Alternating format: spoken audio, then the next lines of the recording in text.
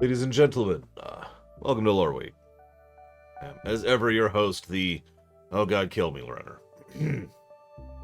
Before we get started, as always, I do like to share news on what I've been working on. I know it's not always visible, the ridiculous amount of work I've been doing. It's actually one of the reasons why I've been sharing in Discord regularly status updates, so that people know that I am working, and not just, sitting around and eating jelly beans or whatever it is people do when they're not working. What do people do when they're not working? Is there such a state? Is that like a quantum thing? And you just look at it and it's like, well, I don't know. Point being, right now, what I'm waiting on is a line from Skyblivion, which may or may not be coming for Chapter 10. Yep, just checking my notes here. And then there's and then I need a couple lines for Chapter 13. And then I need to finish the Polishing Pass of 12, the Polishing Pass of 13, and then the Mastering Pass of 10, 12, and 13. And then that's it. Then I'm done after that. And that will be the theater. The FF9 theater, of course, not the other theater. Which I suppose this is as good a time as any to mention that if anybody has any interest in participating in the Undertale theater, you're more than welcome to. We have something along the lines of 80-ish. It's like 85 or something like that. Random one-off lines and stuff. Some of which have been taken, some of which haven't. I'm not completely up to date on that because I've been primarily working on the FF9 theater, but if you have any interest in participating and just being a part of the Undertale theater, just let me know. All it requires is that you have access to Discord, and of course that you have a mic that isn't garbage. No offense intended to garbage mics, but garbage mics are not useful for voice acting. Trust me, from experience. So, real quick, let's see here. Thank you, Monobrent. As always, appreciate. I'll put that towards Metroid Prime 1 through 3. By the way, the site is up to date as of this morning. Then we have one from Zlartek. Thank you, Zlartek, very much. I'll put that towards Yakuza Kiwami 2.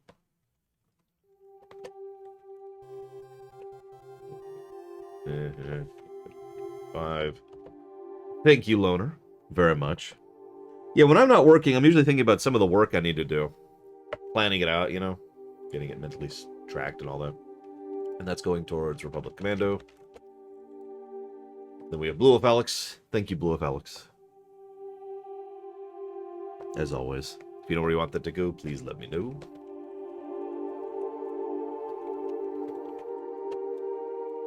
And thank you, Silver Mask.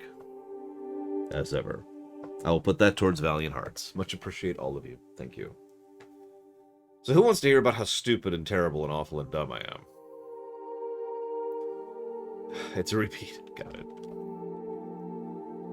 How did you catch 12? Oh, right. You used the glitch. Got it, Elizar. So, some of you may or may not notice that I have more hair than I usually do, right? Now, it doesn't look like it's very obvious, but what you could probably also not tell, maybe, is that the hair isn't correct. Like, it's not evenly. Like, you can kind of see that line right there just a little bit. Yeah. So, a friend of mine recommended a particular type of razor blade. And this particular... What the heck is Muppets Run? You're going to have to clarify that, Silver Mask. So, new razor blade, specifically for scalp shaving, because of the fact that I shave. Oh my god, I shave my scalp twice a week, once every Wednesday night and once every Saturday night. So it's pretty regular, right? So they're like, hey, this is specifically for scalp shaving, and I'm like, oh sweet. So I bought it, and I checked the directions, read through. Made sure that I had all the, how the methods of using this new razor blade ready to go. Everything's cool.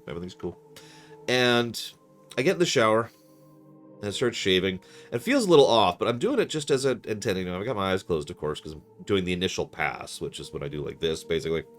Then I open my eyes, and there's just this stream of red coming down my face. All the water being poured out is just pure red. And I'm like, what? Now, I have a pretty high pain tolerance, extremely high, actually. And, yeah, let's see if I can find it. You see that? This is actually one of the cut spots right there. And I'm not going to show you the rest of them. There's about 7, right about here, here, here, here, here, and over here. So there it is, right there. You can feel it. So obviously, it's just head cuts, Eleazar. It's not a big deal. It's not like it was the end of the world, but it was really disorienting. And my towel, which was of course white, is now kind of more brown from all the blood that it soaked up.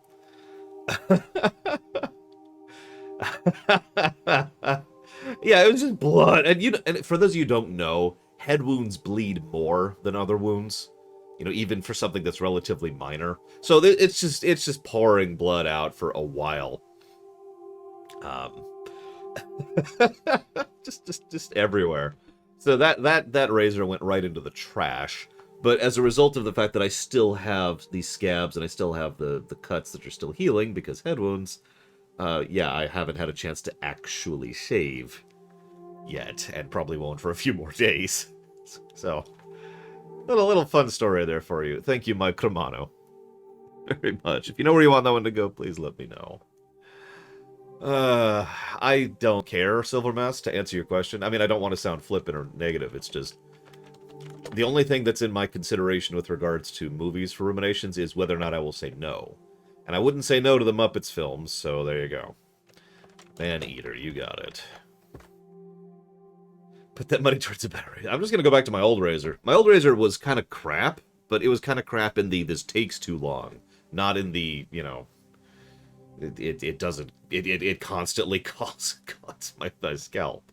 That's not how that's going. Anyways, so just to repeat myself really quick, because I forgot to finish this little tidbit. I don't want to say that we're going to finish the Undertale theater before we come back to streaming. But it's worth noting that as of right now, all I'm really missing for the Undertale theater is about half of Chapter 2 and the rest of Killing You's lines for Papyrus and Blue Wind's lines for Alphys. And that's it for major characters. Now, there are obviously several smaller roles that need to be filled. Like I said, there's like 80. But my point being that once all the major roles are done, that's when I hit what I refer to as go mode, where I just start shotgunning minor roles out in order to get the project done. So Undertale is actually way closer to being concluded than you'd think. So I'm not going to delay the streaming for finishing Undertale because, again, I don't have those lines and I'm not sure I will get those lines. I just thought I'd mention it. Red Solstice. Okay, well, hang on. Let's hit the stream breaks and look this up.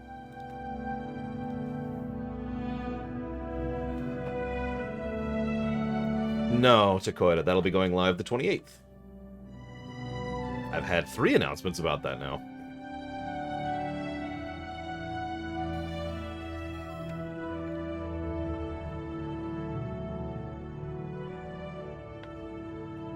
I mean, it is, Rax, but it's okay. I know at least 3 people who could vary their voice significantly. The problem is all 3 of them are male, so if any female voice actresses want to... I only have like 8, I think. I can just look it up. I can literally look. Let me check my notes here. How many female roles do I have left to be filled? I still need someone to play Muffet, which isn't actually a particularly large role, but it's not a small role either, because half a queen is just vanished off the face of the earth. And 1, 2, 3, 4, and then I have 4 more roles. 4 more female roles, and that's it. Everything else can be filled by whomever.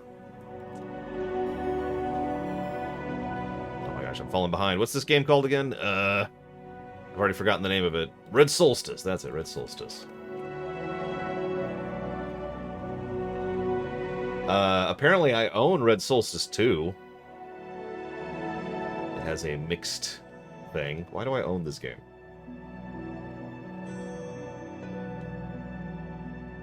I have no idea what I'm looking at. I have no idea what this game is, Sierra Mike. Although apparently this is 2. Let me rewind a second.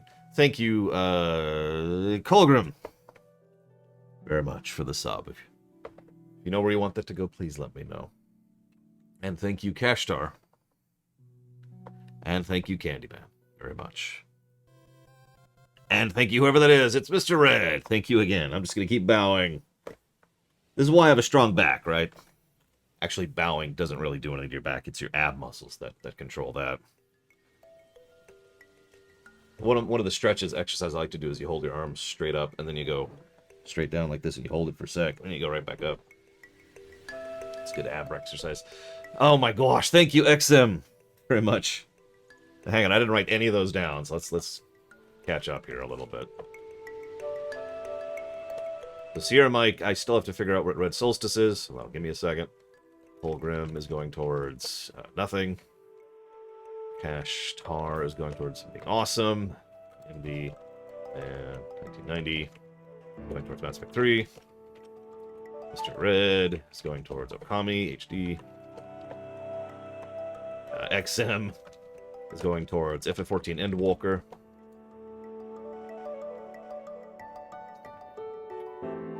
Is that everything? That's everything. Okay. If you want to put those towards something, Colgrim and Capture, please let me know. Let's see what Red Solstice 1 is, because I didn't even see that. Armory pack? No. Oh, here it is. Here it is. I think I found it. The last survivors of a ruined Earth seek a new home. Mars! A planet whose inhabitants don't take to kindly to outsiders. The Red Solstice is a tense tactical squad-based action game. Survive with up to 8 players in co-op, or lead your own squad in single-player mode. Is apparently what that game is. I've never even heard of this game. I don't know why I own the second one, but not the first one. Thank you, Aggressor. I will put that towards Skyrim.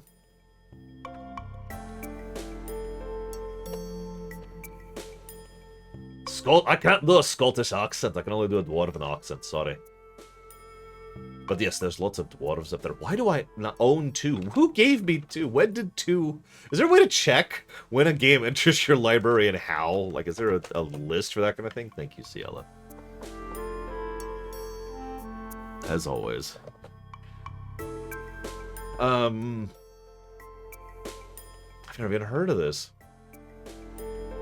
Why is Red Solstice 2 in my library? It looks like a top-down twin-stick shooter, if I'm looking at this correctly. Well, a Dwarven accent is what I just said, and a Scottish accent is something I can't do. I would never call this particular accent a Scottish accent, for I have no wish to insult the Scottish people and get shot dead.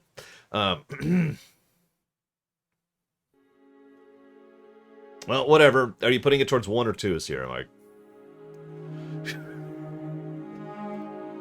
All eyes turn towards Sierra Mike. The Scots deserve to shoot me? Well, okay. Let me know when they're done. I'll just hang out here, you know. Wait for the death. Unless it's not death, it's even worse. I'm absolutely willing to insult the dwarves. Because the dwarves will take it in good conscience. They'll be like, ah! And then they'll throw a tankard of mead at me. And then I'll throw a keg of other mead at them. And then there'll be a food fight. It'll be great.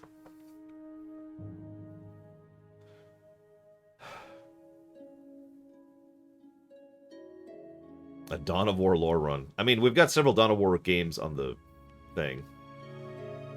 Okay, help page, right? Sure. What do we got here? See if we can find this. Sure, this should work. Okay. Solstice is not on the list. That's got to be a gift then, because I didn't purchase it. Okay, so thank you, whoever gave it to me. I have no idea who it was. Yeah, it clearly doesn't fund Falkenstein because it's not on the list at all. I do have other news. So, at least I think I have other news. What was I talking about? So I talked about the scalp. I talked about the theater. How many of you have seen the Squire of Gothos rumination that went live last Monday?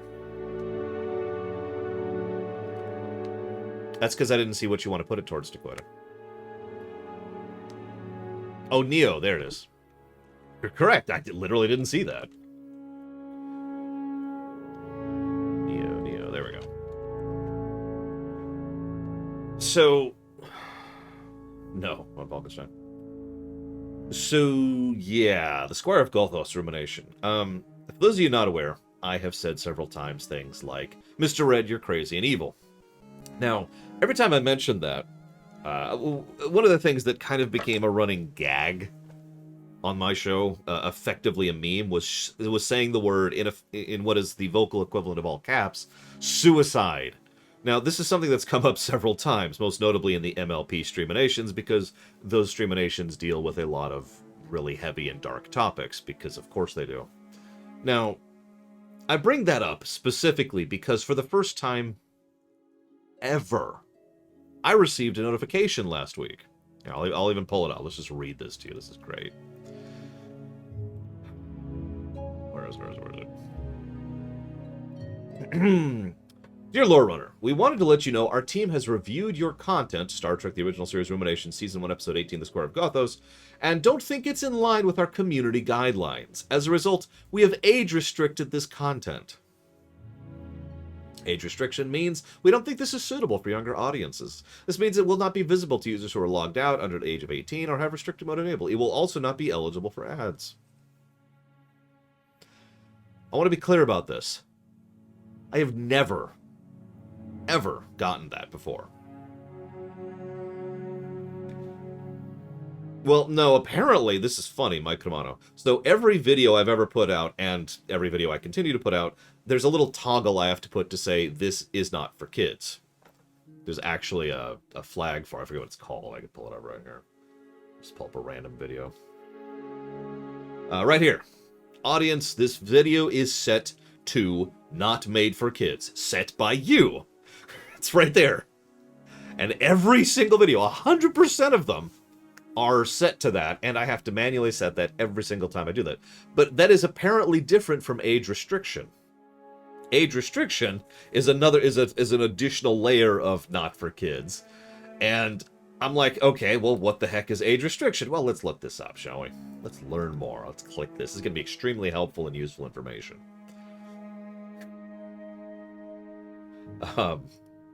Maybe, if it's actually going to show up. Okay, so these are the things that will lead to age restriction. You ready for this?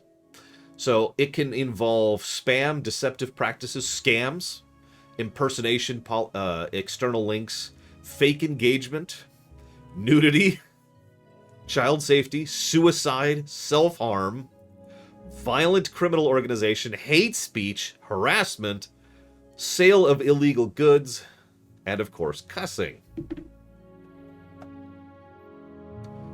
So anyways, of those of you who watched the Squire of Gothos rumination, do you have even the slightest bit of an idea of why that video, of all videos, would be flagged for this? Remember, this is the first time this has ever happened.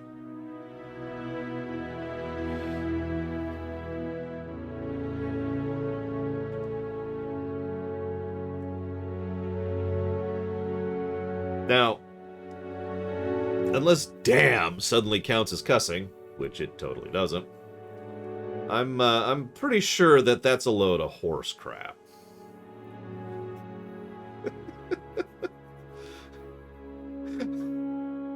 But this is so confusing. Oh, by the way, in case you're not aware, they don't tell you why.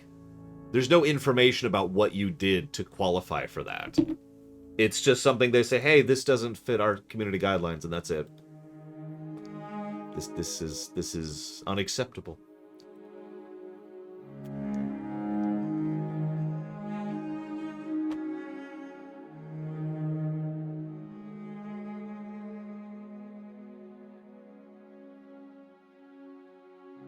Can I appeal it? Yeah, I could appeal it. I'm not going to. But my point is more confusion than anything else. I have no idea what I did in that one video to officially be like, hey, this one video is too much. You're talking about Trelane in this video. Whoa there, whoa. We're a Q-only society here. Oh my god. Yeah, it's never hit me before, has it? Who knew?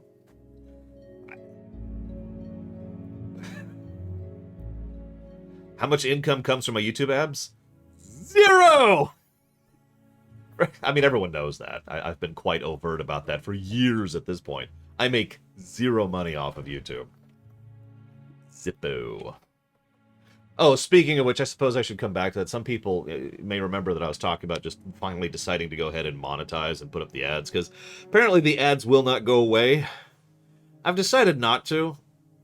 I mean, it's not a big deal, but, you know, another $50 or $100 or whatever a month isn't that big of a deal. And this way I get to have the moral standitude, that's a new word, that is me not actually monetizing my stuff. So, yay! Yeah, I've mentioned sex in several videos as well, me Poindexter. Because there's this thing called sex. And suicide. And... There, let's see if this one gets flagged. It's not going to.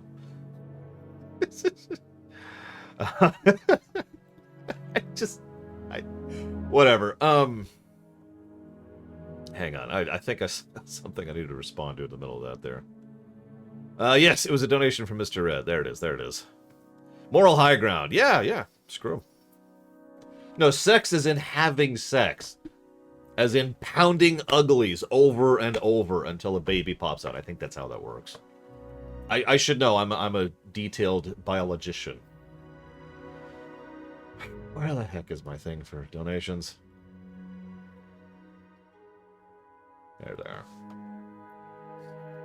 Probably aggressor. It is most likely some asshole who decided, hey, this is clickbait because I'm a moron and think I can watch a full episodes of Star Trek on YouTube. And they decided to flag me. That's most likely what happened. I'm not sure why that episode. You'd think that would hit the first ones. Like, Emissary, Encounter at Farpoint, which are my most downvoted videos ever, by the way. No joke. It's not actually that large of a percentage, but it is still the most downvoted videos, because people keep showing up thinking, oh my gosh, it's the episode, The Emissary, I can't wait to watch Star Trek Deep Space Nine. Oh, it's just some idiot talking about Deep Space Nine. Ugh, I'm going to leave a comment talking about how stupid I am for thinking this is a full video. I'm sorry. I will never stop making fun of those people because they're stupid. If you are one of those people, I do not apologize for it because you're stupid. That is so stupid. Ignoring the obvious fact that the videos are labeled properly. Ignoring the fact that there's... If you don't... That doesn't work that way. I don't just go to YouTube and type in The Emissary and get to see the episode. What might happen is I get to pay to watch an episode. It even looks different on YouTube. Some of you have probably seen this, where you can actually hit a button that says this is like $4 or whatever to watch this episode or to watch this, video, or to watch this movie. So it could be like plunk and then there, you could watch it there. But that isn't there, of course, because it's not. Oh my God. They're dumb. And I need to figure out what Mr. Red put his money for. $20 towards Diablo 1. $10 towards Thief 2. 10 to Tor Smuggler. And the last 10 towards something. You said it in chat. A distinguished medicine man. I don't have the mask. I could. I still like the custom mask. Smuggler for the last 20 instead of the last 10. Okay, cool. I can do that. Maybe they think it's a reaction video. I mean, it technically is a reaction video in a very technical sense of the word. It's a very slow reaction, it's kind of a... Anyways. Whatever. People are dumb. Moving on.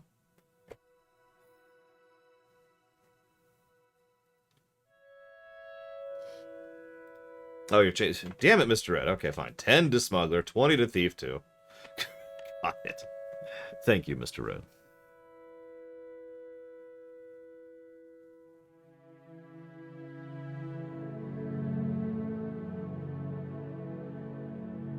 As always, appreciate.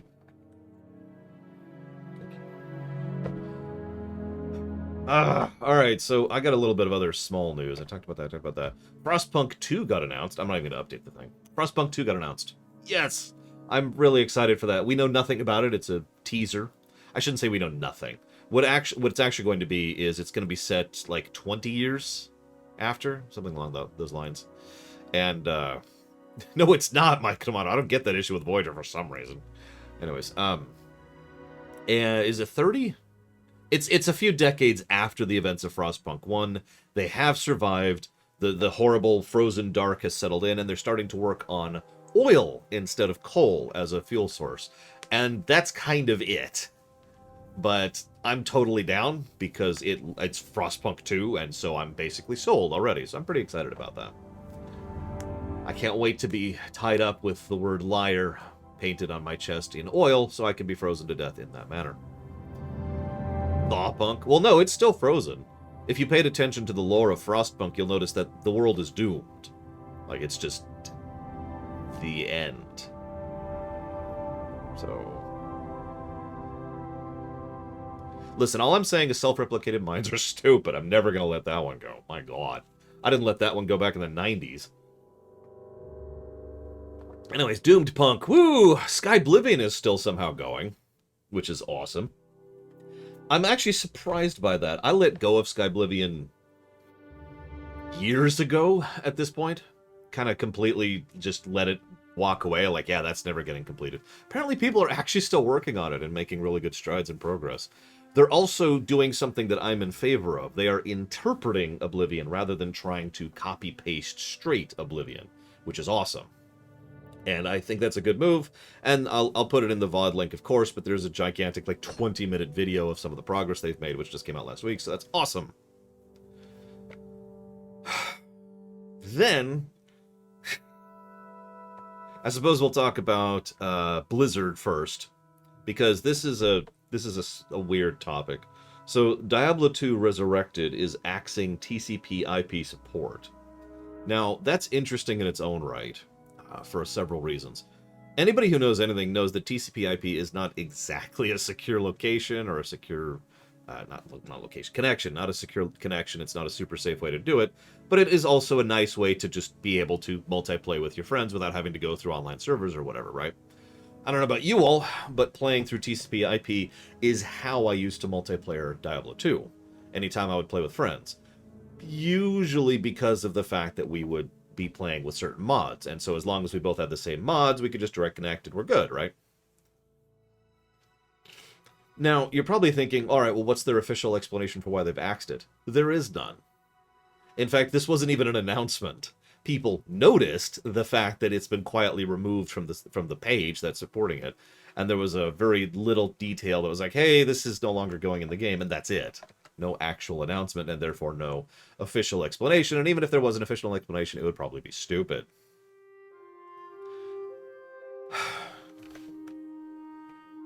So, I suppose I should share the specific quote, just to make sure that I'm not misrepresenting. And I quote, DCBIC...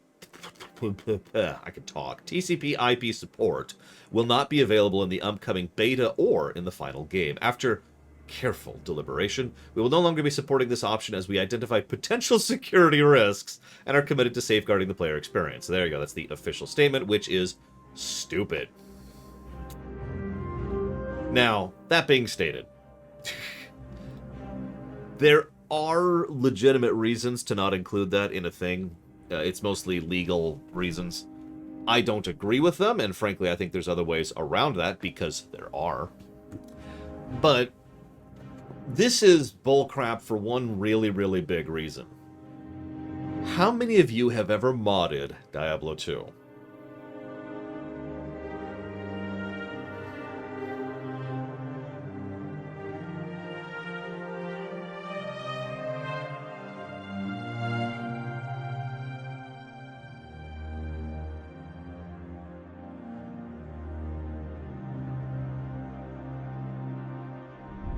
I actually have made my own mods for D2. Granted, I usually use more professional, better-made mods. I'm just pointing that out. The modding scene for D2 is large. Still. there are still mods you can pick up for D2. I don't know how much it's active. I don't know how much people actually are actively modding D2 anymore. But I do know that you could probably go and pick up several mods for D2 right now. Would you like to guess what is not going to be properly supported in D2 Resurrected?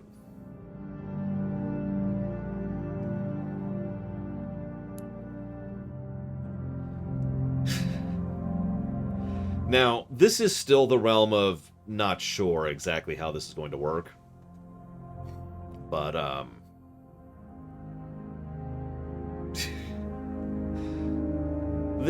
this could be bad, is what I'm trying to say. We don't know yet. I don't want to, shout fire when there's not a fire. I don't want to wave the flag or whatever. But this is, this has a great deal of potential to be bad. Because what could be happening here is they might be like, here's a remaster of this old beloved game that had, tons of modding and mod support. And we're taking away modding and mod support, which this sounds familiar for some reason. And also, you can no longer play it directly with your friends. You have to go through Battle.net, so it's an always online game. Do I need to explain why that's bad? Because I don't think I do. Now, that is, of course, theoretical. Unfortunately, information on D2 Resurrected is actually kind of scarce right now with regards to some of the specifics of how this will line up and how this will work out. But... what?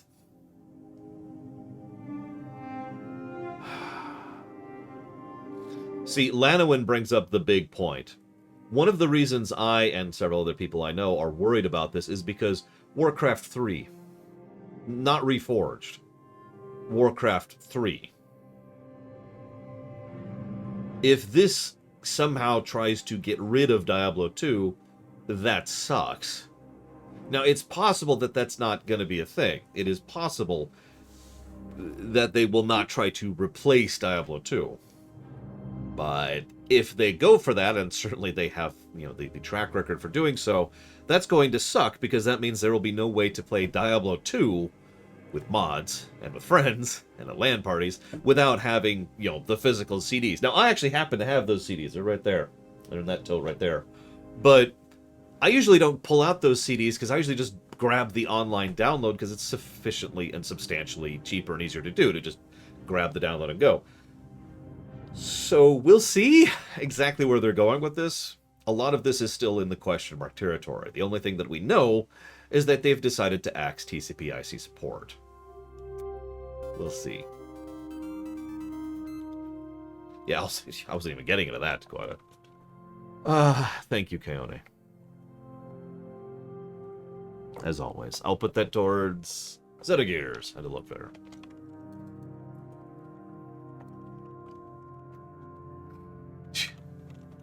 We'll see. We'll see. Speaking of companies doing things that are eyebrow-raising, this is actually a complicated topic, and I haven't decided yet. I believe so, yes, Spartan, as long as you don't connect online at all. That's the important part. Yeah, exactly, Blow of Alex.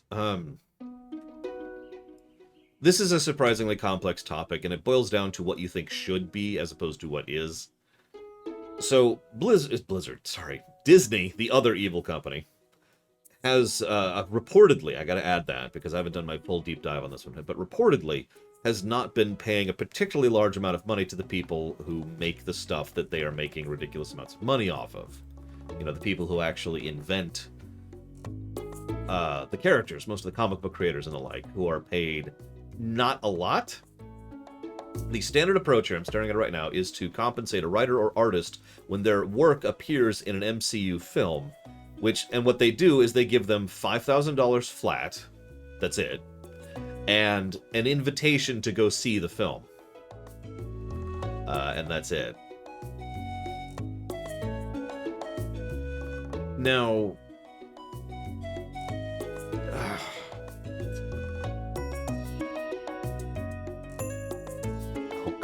Fix. Yeah, this... If you're paying attention, I believe this is the third time in about 2 months that I've brought up a news topic about Disney not paying people money that they should under normal circumstances. I'm not 100% sure how this one's gonna go. Because the general rule... So, this is, like I said, this is a complex topic.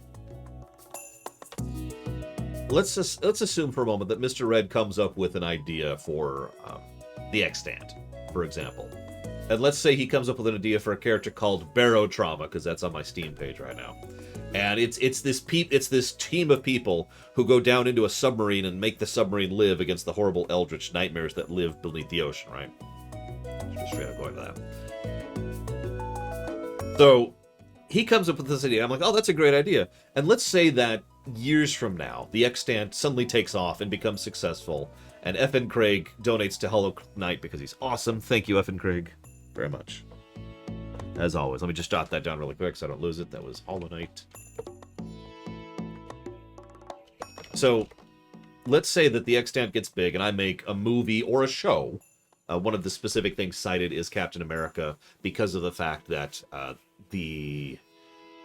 here it is, writer Ed Brubaker, who along with Steve Epting, who is an artist, colorist Frank D'Armata, I can't pronounce that at all, and Randy Gentile, who are the letterer, all of them made the Captain America comics that came out during the Winter Soldier arc, and they didn't make jack off of the Winter Soldier movie or the Captain America movies or the show that recently came out either. They didn't get anything from any of that. So here you go, specific example, right? So let's say we make a movie based on Barotrauma in the extent. It's really successful, it makes tons of monies, and then I give a $5,000 check to Mr. Red to say thank you for all of this. The problem here is that how much he deserves, how much he should get for that, isn't really a codified answer. I'm saying this so wrong because I don't know how to explain this. It's not like he came up with the extant movie that I made, right? It's not like Mr. Red designed and sat down and wrote and directed and acted and built the Barotrauma movie.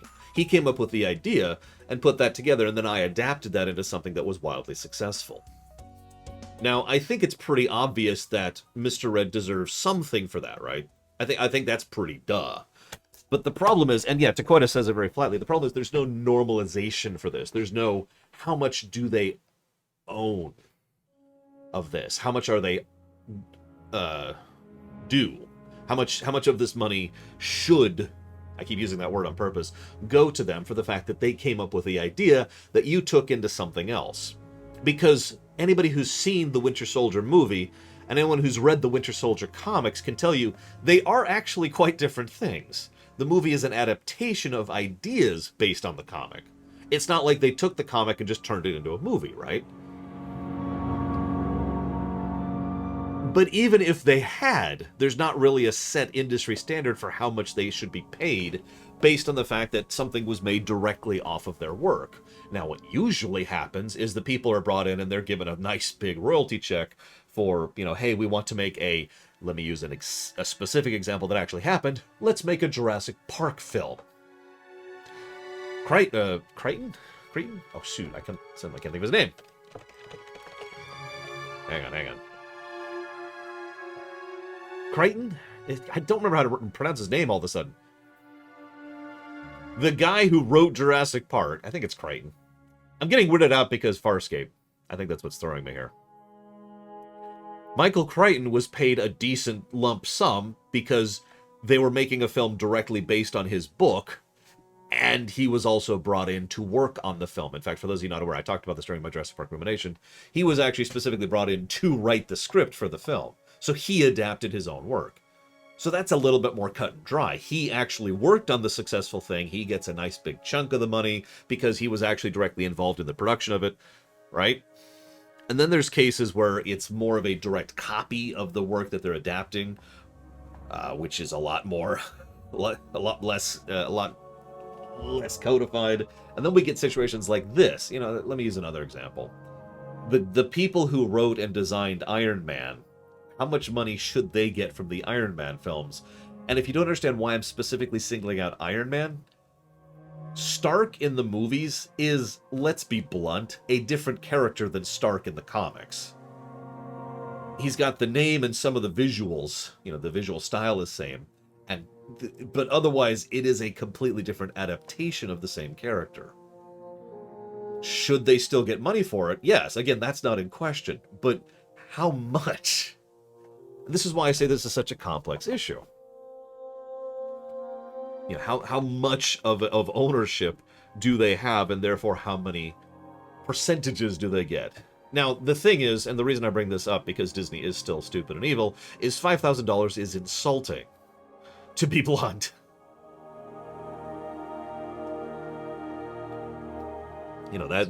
I don't know how much they should get, but I think $5,000 is below that line. My opinion. Also true, Darth Maduro. It's funny that you mentioned that, considering the person who probably got the individual person who probably got paid the most for the MCU's Stark is Robert Downey Jr., who made bank off of those films. Honestly, considering that is literally the Marvel standard approach, Javan, that wouldn't surprise me. Yeah, $5,000 wouldn't even be a year's rent and bills for me, for example. And I'm not exactly living well, you know what I mean? I don't have anything to complain about, I got a nice apartment, I got food, but that's not even a year's existence for me. Very true, Bud Falkenstein.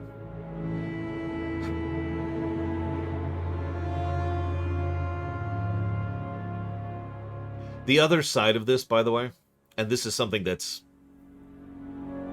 related to the whole copyright, copy wrong problem. Most of the people... Hi, Eclectic. No donations. I'll take the donuts, though. Most of the people who made this stuff a while ago. I mentioned Stark just a minute ago. Stark is not exactly a new character. The Guardians of the Galaxy as adapted are not new characters, right? And a lot of these things are people who sat down and wrote contracts and designed things 10, 20, 30, 40 years ago at this point. And all of a sudden, hey, it's successful. What do you do about that? Now, see, that being stated, allow me to go ahead and give my evidence for why Disney is stupid. Just pay them off. Just walk up and say, hey, you made The Winter Soldier and all that. We've been making some good money off of this, and we're about to do a TV show on it. Here's $70,000. And then walk away from it. Not as part of the contract, because the contract they wrote, or the contract they signed 30 or 40 years ago, doesn't stipulate that. This is a PR move, right? This is a, here, enjoy. As a thank you, right? And then walk away from it, and now you don't have to worry about any legal issues, you don't have to worry about getting the bad press, and if anybody decides to leak it, they can be like, hey, woo, it's, right? Yeah, it's exactly, just show some goodwill. And you're probably thinking, oh, but that's expensive, Lore, in which case you're a moron, because that is almost the same drop in the bucket that $5,000 is. When you get to the level of money that Disney has and is actively making off of these films and shows, the difference between 4 digits and probably I'd say about 6 to 7 digits is within the same percent. You know what I mean?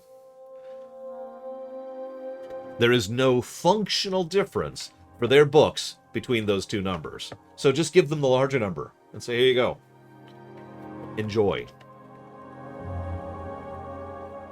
Idiots.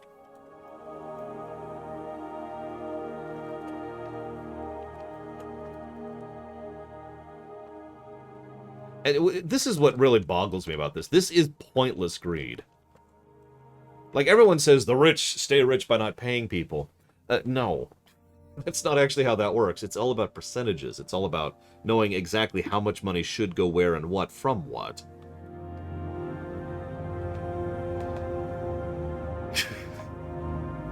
Like, if I'm trying to think how to describe this. I don't know the terminology for this.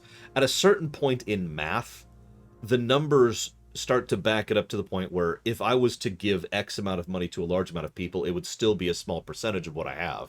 Because numbers, because math. I don't know what that concept's called. You know, if you have $1 billion, just to name a random example, giving out $70,000 to everyone you know will not move that at all, because it's such a minute percentage of what that is. Anyways, thank you, Eclectic, very, very much. Speaking of large percentages, thank you. I'll put that towards Okami HD, Mark of the Ninja, which I assume is on the list already, and Kingdoms of Amalur. Yeah, exactly, John. Now, Sean says, isn't Disney in debt? That's not a yes or no answer, and that's all I want to talk about on that one, because the way corporations manage debt nowadays is actively stupid, and deliberately so. It's part of the confusopoly thing they like to do. Anyways. Just dump the money on them and walk away. God, this is so stupid. What doubly irritates me about it is I would bet what's actually happening is someone somewhere... Damn it, Shadow Machine. Someone somewhere is probably like, I mean, we could go ahead and, you know, give them a chunk of money, or we could just let the legal team handle it. I mean, we're already paying the legal team, so it's no additional expense, even though that's not actually how that works. And by the way, that is exactly how Disney tends to approach these. There's a reason why the last 3 times I've brought up Disney, it's been about a lawsuit.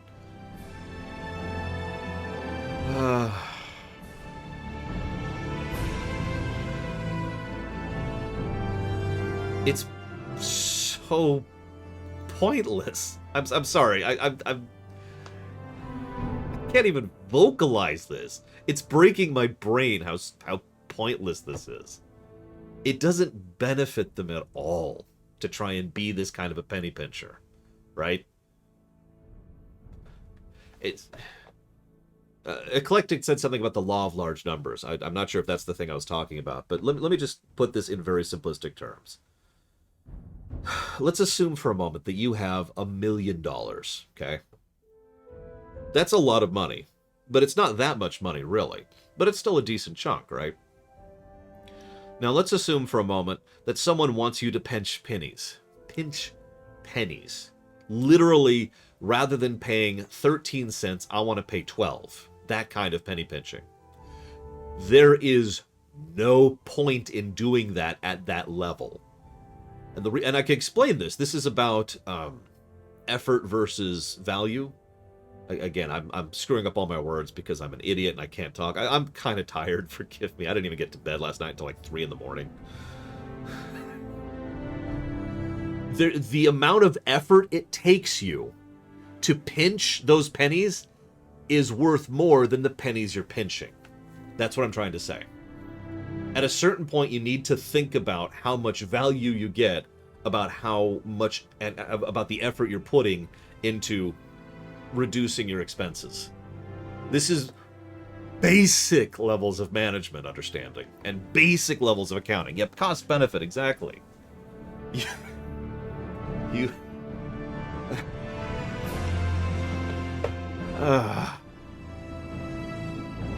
exactly. At a certain level of wealth, this is true for us too, for normal people. At a certain level of wealth, time literally becomes money. If I was to, at the level of wealth that I am at, where I can comfortably pay my bills and have money to, you know, cook and take care of myself and blah blah blah, at the level of wealth I currently exist at, if I was to spend time and effort every day trying to nitpick down to the dollar range, probably just $1, I'd say, and under, that would be a waste of my time. And I imagine that's true for most of you too. But even the $1 thing has absolutely nothing to do with this, because the percentages are so skewed that the only way to make this clear is at the level of wealth that you in real life exist. Imagine if you were literally trying to pinch a single penny and spending time and effort and work trying to get that penny. Imagine going to a fast food place or a grocery store or a restaurant, and they bill you 1 cent more than they should have. And imagine pulling over the person and making a fuss about it, and then being aggravated about this penny, and insisting on getting the recharge because you paid with plastic, of course, and then calling the manager over to get the thing. And think about all the time and effort it takes to get that one penny back, and you will understand why this pisses me off when corporations do this, because what I just outlined, that scenario with that one penny, is effectively what these corporations are doing on a regular basis. There's no point. It is a waste of everyone's time, and it is not worth the money, percentage-wise. And apparently Disney's a care. You're right. I didn't intend that. Yes, I have actually had that happen, Mr. Red, to my currently deceased grandfather, because he was a terrible human being. What? I have no problem speaking ill of the dead. He was a horrible person.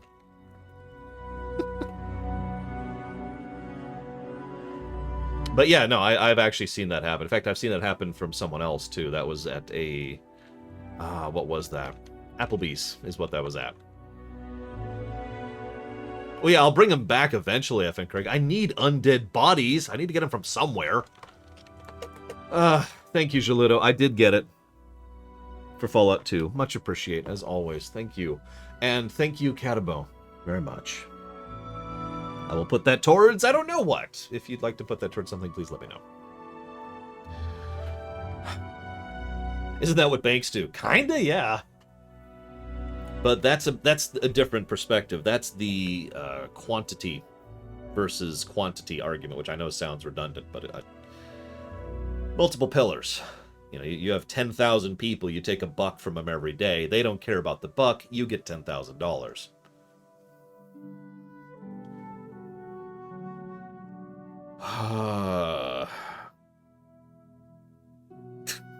Disney's a Karen. It makes so much sense. It's not just Disney, though. It's not just Disney. I've reported on plenty of stuff like this in the past.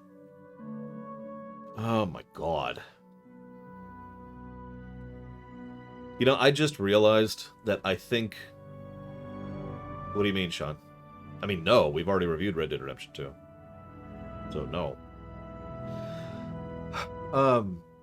I think a friend of mine, someone I knew in the past was a Karen. And I never had the terminology until recently. And it's just weird to think about, because, yeah, I think they were straight up a Karen. Like, don't mistake me. You should make a fuss if someone, you know, at a restaurant or whatever screws up your order. But if they give you a medium drink instead of a small drink, who cares? If they give you a medium instead of a large, you know, you're losing out on some money, but that's a how much time and effort is that worth to you kind of a deal thing. I don't know, whatever. Time, cost, benefit, etc., etc.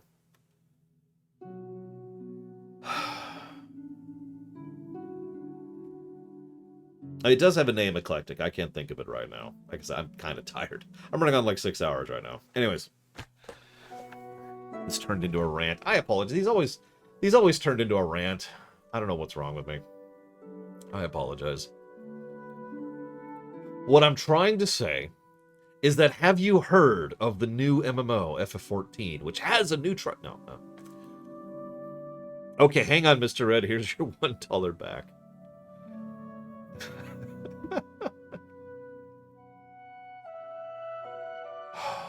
Anyways, no, Pika, this has nothing to do with the Witcher guy. That was just him being an asshole and an idiot. Yeah, we're finished with show news. Sorry. We're actually finished with news in general. I don't have it. Yeah, FF14's out. You can go play it right now. I need to do this quest. I've had this bookmarked forever because it gives like a head outfit thing. I need to go grab. I still haven't watched that video, Rex, because I've been busy. I spent my morning working on Chapter 12. Speaking of which, I'm going to go ahead and chop this off. We've already been talking for an hour. I think that's plenty. Still no news on when we're coming back to streaming. I've said it before and I'll say it again. I'll be nice and obvious about when I'm coming back to streaming regularly and properly. F14. Endwalker, thank you very, very much, Nimi. Always appreciate. I suppose we can... Actually, you know what? Hang on. Let's turn that into a topic. Real quick, because I was thinking about this anyways. I've heard the argument, and I'm actually starting to... think about this, I'm starting to be inclined to this level of thought. There's a level of thought that MMOs only existed within the headspace that they used to. And very few modern MMOs actually are. I should probably clarify. I can't talk. My God. EverQuest was an MMORPG. Ultima Online was an MMORPG. Cool. Nice and defined. Is WoW an MMORPG? Now, according to this line of thought, the answer is no, it's not. And the more I think about it, the more I'm in favor of that, about distinguishing it and categorizing it a little bit better. I mean, you could call it an MMO. I'm not going to be persnickety about it.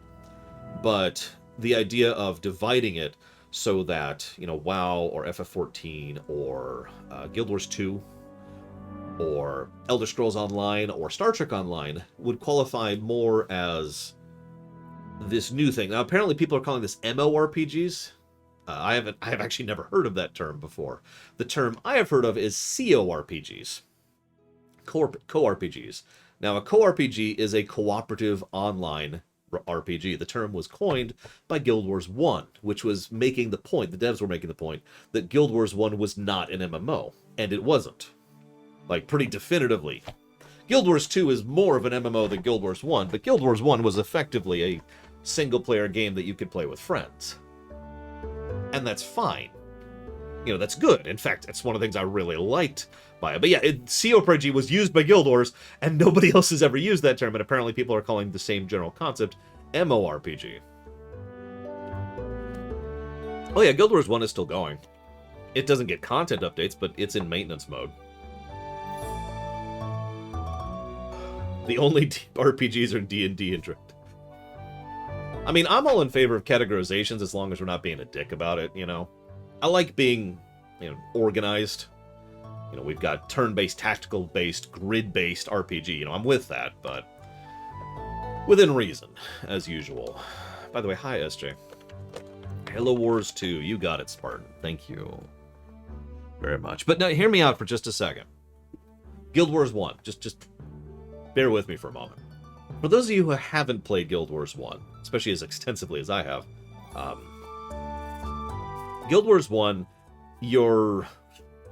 with you on that, Blue Hooks. Guild Wars 1 is a game where you've got your two types of zones, okay? And there's a lot of zones in Guild Wars 1. There's town zones, which is where other players are, and then there's not town zones, okay? I know I'm explaining this terribly, but remember, 6 hours of sleep. A town zone is you walk in there and everybody who's in that town is there. All the other players are there, all the other people are there. You're probably going to see 10, 15, 20 other players wandering around, unless it's a really big town and a common town, in which case you'll see like 40 or 50 or whatever, right? Thank you, The Count, so much for 3 years of support. You were awesome. Very much appreciate. Thank you. Do you know what you want? Do you know? Oh, you're putting it towards dealer's choice. You got it. My choice is that you finish your Undertale lines that you signed up for. Do you remember? Here, I'll even look it up. Where were you? The Count.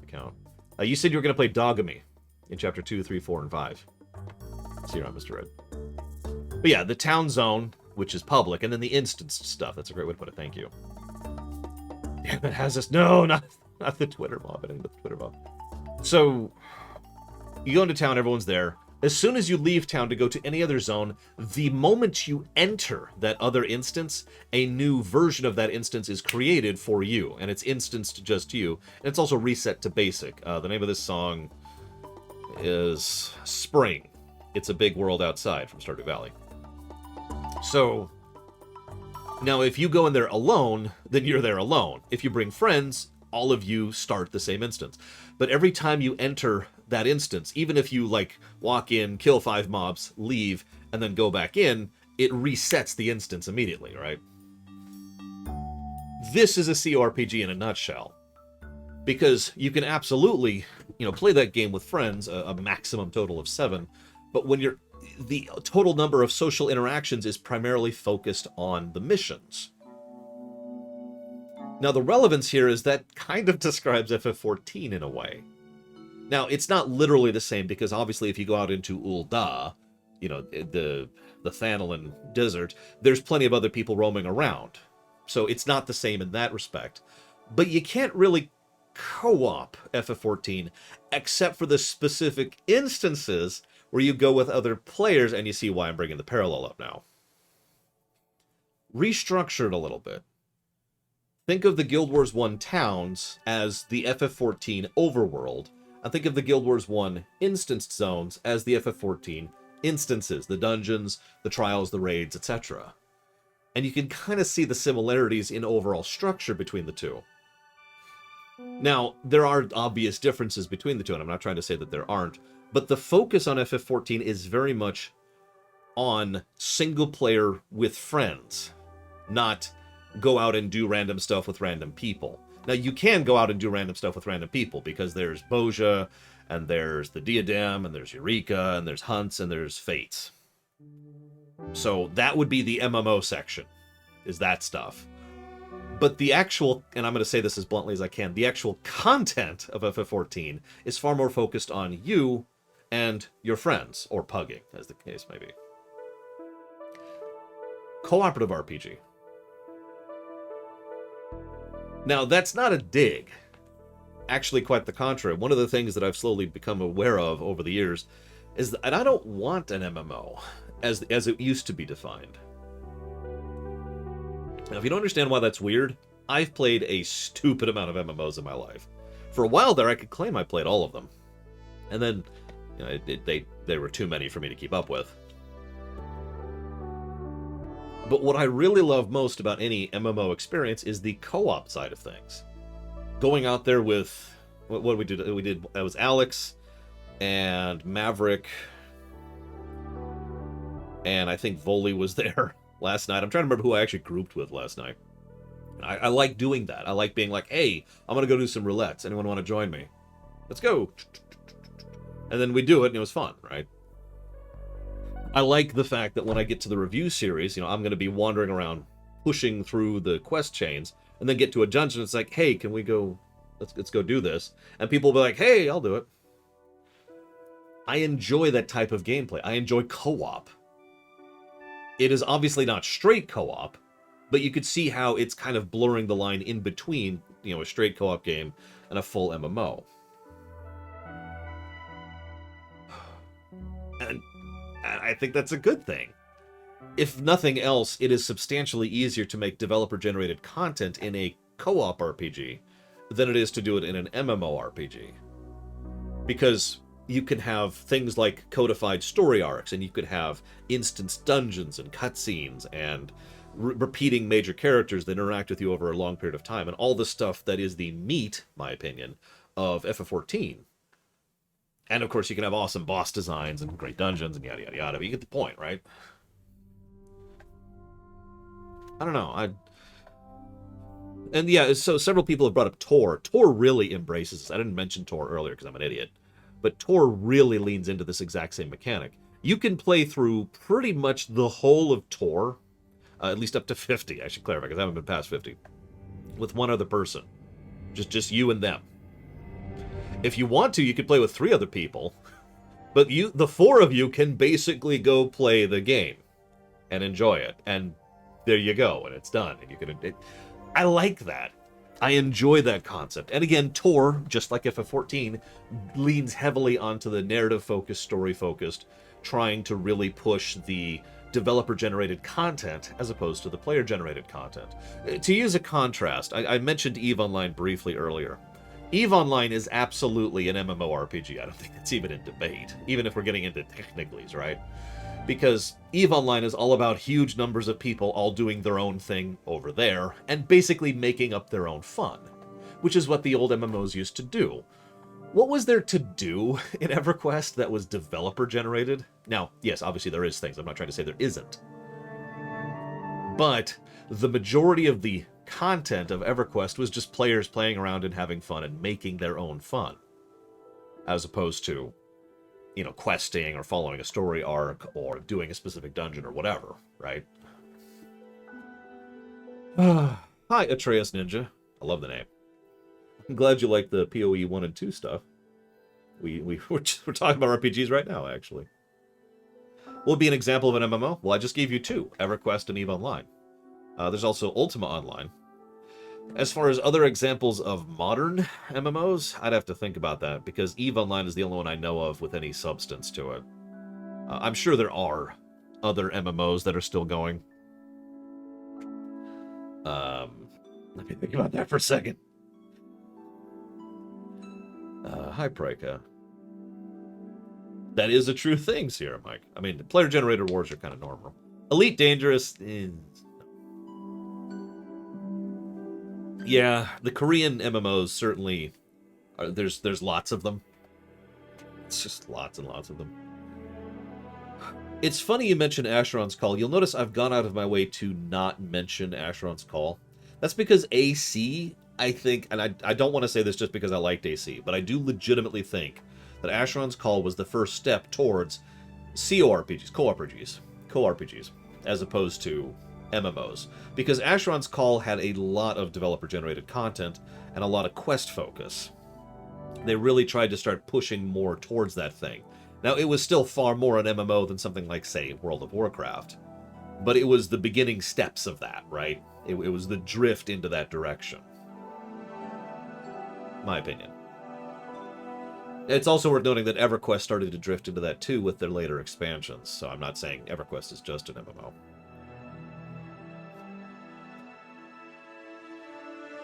I don't know what ATLA is, Eclectic, but I do like Elemental Magic Systems, yes. Want to sell Fresh Soul. Look, and all I'm saying is J-Boots are the best item in EverQuest. Anyways. And yeah, Phantasy Star is the example that I probably should be talking about. That I can't, because I didn't play Phantasy Star Online, so I have no experience with that one. I'm not familiar with PSO, sorry. So I have no idea where that sits on the gradient between MMO and CORPG.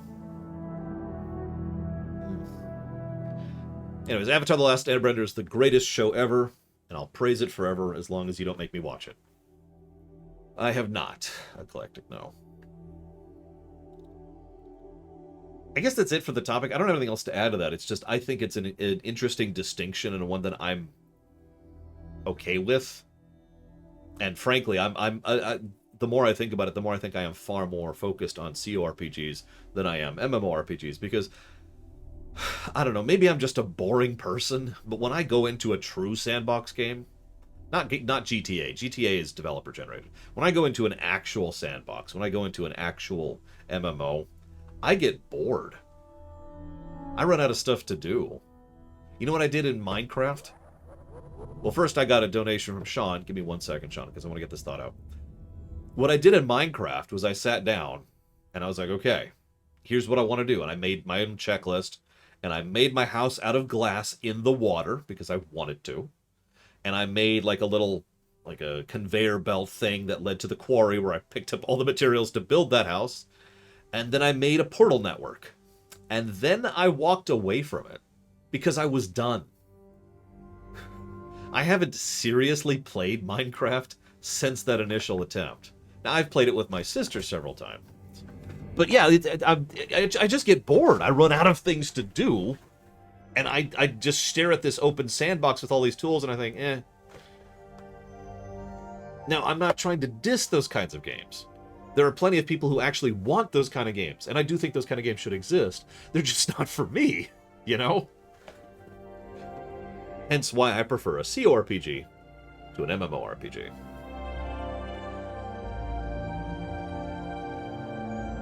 So. Modded Minecraft, what's different? Yeah, that's actually another thing. Taquita brings up a really good point. RimWorld and... what was that game I played recently? Oh, gosh. Oh, gosh. What was that called?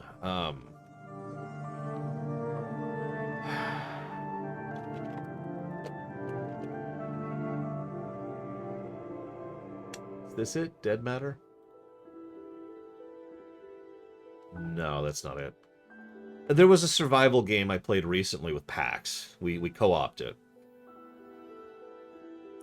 Very polygonal, low polygon count.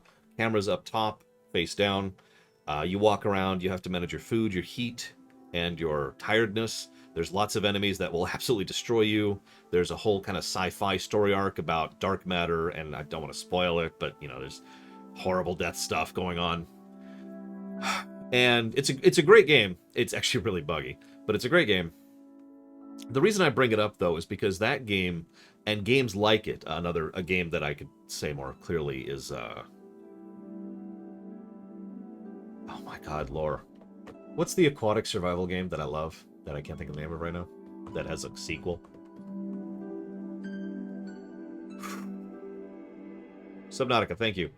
This game I can't think of the name of, and Subnautica, are perfect examples of the kind of games I personally enjoy more.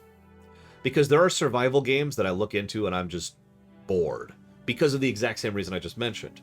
But in Subnautica and in Whatcha-Fig game, there's a structure to it. There's a guideline. There's a design to it. Actually, another example of this would be Valheim. You know, in Valheim, which I can't talk in more detail about, you start off here, and you can make certain things, but you can't actually make specific things because you literally can't access the resources yet. You have to progress, and those progressions are clearly delineated things. It's not this vague idea of progression. Instead, there's a specific, you kill this boss, that unlocks this event, and that unlocks these resources and these recipes and tools which you can use to procure those resources, right? So, because there's a defined, clear design and developer-intended progression to it, I enjoy it more. So I got into Valheim, and I got into Subnautica, and I get into whatever the hell it was called. This is going to bother me. Is there a way to see games I've played? Sort by hours played. Here we go. Perfect. What do we got here? Apparently, my most played game in hours played is Final Fantasy XIV. Who knew? That's funny.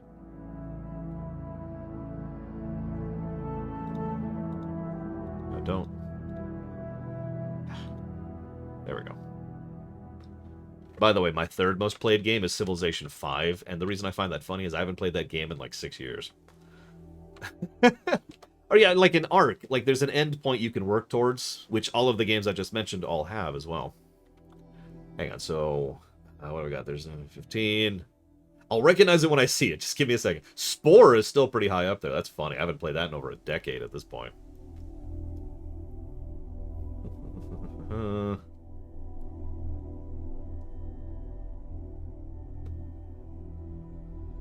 Oh my gosh. There's FTL. I want to get the name of this game because it's a game I actually want to plug. It's a game I think people might enjoy. God, this is going to drive me batty. This is just, my whole day is just going to be trying to figure out the name of this game.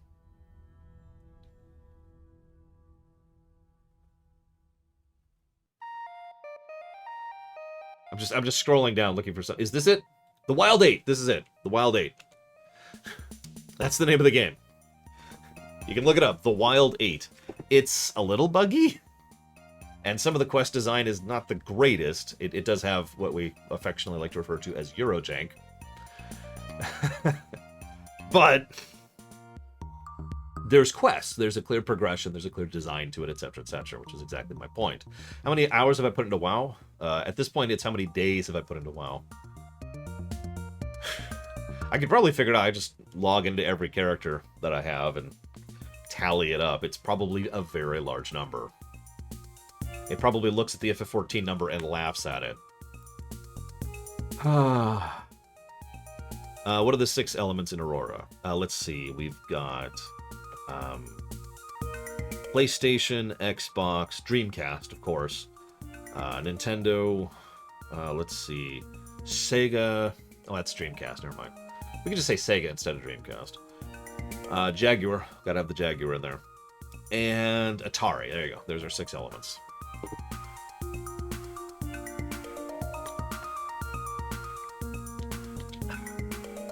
But anyways, yeah, it's a good game, and I like that, and that's all I have to say.